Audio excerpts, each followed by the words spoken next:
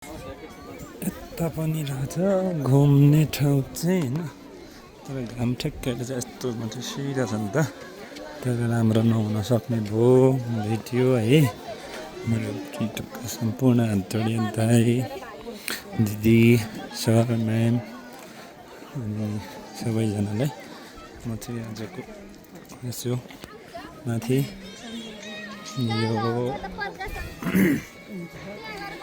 चन्द्रगिरीको अवलोकन वरिपरि यसो घुमघाम मेरो मम्मी अनि बहिनी अनि नाना हामी अनुसा हुनुहुन्छ साथमा चाहिँ, अनि हामी पाँचजनाको उसमा घुम्न निस्केको।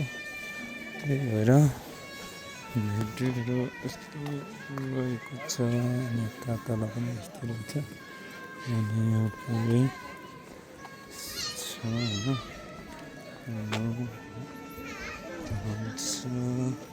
यता तल बच्चाहरू खेल्ने ठाउँ यहाँ रहेछ है, सबैले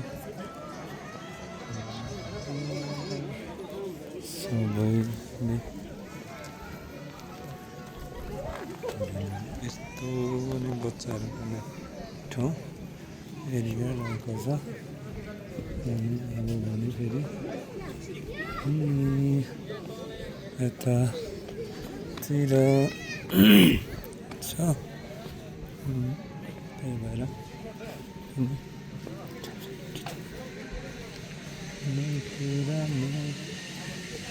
पनि यता रहेको छ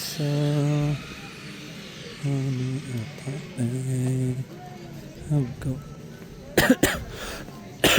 चिसो पनि लागेको छ मलाई चाहिँ। 2 दिन भयो मैले चाहिँ मेरो कर्मभूमि छोडेको, यसो छुट्टीमा आएको 2 महिनाको छुट्टीमा, त्यसले गर्दा यस्तो